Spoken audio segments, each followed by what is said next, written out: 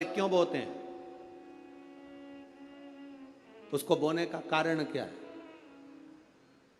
केवल कोई कहे कि हम ठाकुर जी को भजते हैं, भगवान कृष्ण को भजते हैं, कोई कहे हम तिरुपति बालाजी को, नारायण को भजते हैं, कोई कहता है कि हम हरि विट्ठल को, पांडुरंगा को भजते हैं, हमारे यहाँ हाँ हम इनको भजते हैं तो जवारे नहीं बोते। ना ना, पुष्टि मार्गी है, ठाकुर जी की सेवा करने वाला है, उसके यहाँ भी ये 9 दिन जवारे बोए जाते हैं। रामानुज संप्रदाय से जुड़ा हुआ है, नारायण की पूजन कर रहा है, उसके घर में भी जवारे बोए जाते हैं। पांडुरंगा हरि विट्ठल की उपासना कर रहा है, उसके घर में भी जवारे बोए जाते हैं।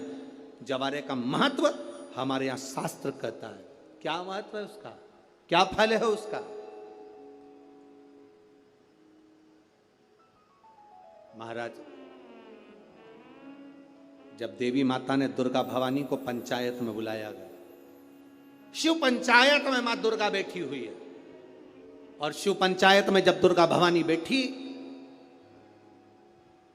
उपद्रवियों ने उपद्रव मचाया, अहंकारियों ने अहंकार मचाया, असुरों ने, राक्षसों ने हाहाकार मचाना प्रारंभ करा। तब उस समय पर देवाधिदेव महादेव माता पार्वती को देखकर, दुर्गा भवानी को देखकर मुस्कुरा रहे थे। केवल शिव मुस्कुरा रहे हैं, पार्वती को देखकर, दुर्गा भवानी को देखकर, मां जगत जननी को देखकर केवल मुस्कुरा रहे हैं। तब देवता सूर्य नारायण ने भगवान शिव जी को देखकर हाथ जोड़कर प्रार्थना करी। भास्कर देव बोले, सूर्य नारायण बोले, बाबा मेरे मन के संशय को मिटा दीजिए। शिव जी ने पूछा क्या काम है? बोलो क्या चाहते हो?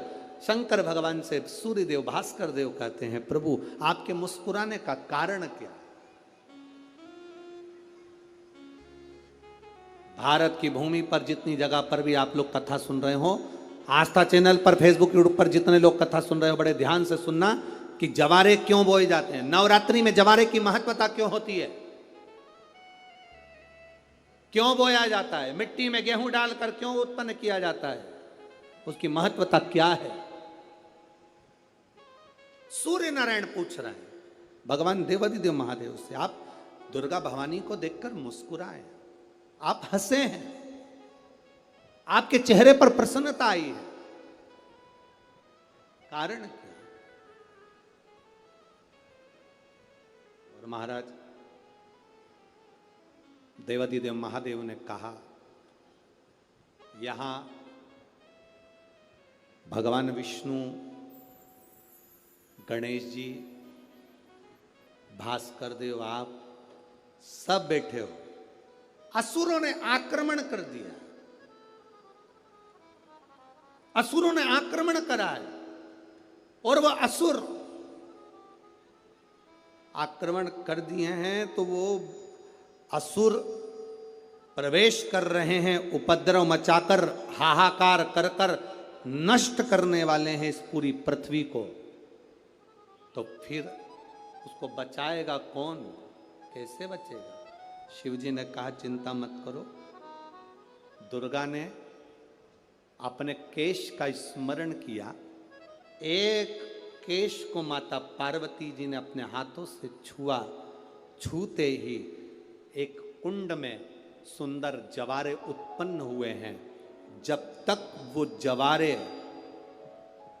बड़े नहीं हो जाते, जब तक वो जवारे थोड़े प्रबल नहीं हो जाते, तब तक एक भी असुर प्रवेश नहीं कर सकता, हाहाकार नहीं मचा सकता और अंदर आ नहीं सकता। शिव महापुराण की कथा कहती है, जवारे जिसके यहाँ बोए जाते हैं, जवारे का, आप लोग कहते हैं कहीं पर देवी जी बैठी हैं, किसी के यहाँ मिट्टी की मूर्ति आई, 21 फीट की, 41 फीट की, 15 फीट की, 10 फीट की, 25 फीट की देवी जी की प्रतिमा स्थापना हुई। लोग कहते हैं हम देवी जी का दर्शन करने जा रहे हैं, दुर्गा जी का दर्शन करने जा रहे हैं। शिव महापुराण की कथा कहती है वो दुर्गा जी का दर्शन नहीं, देवी का दर्शन नहीं।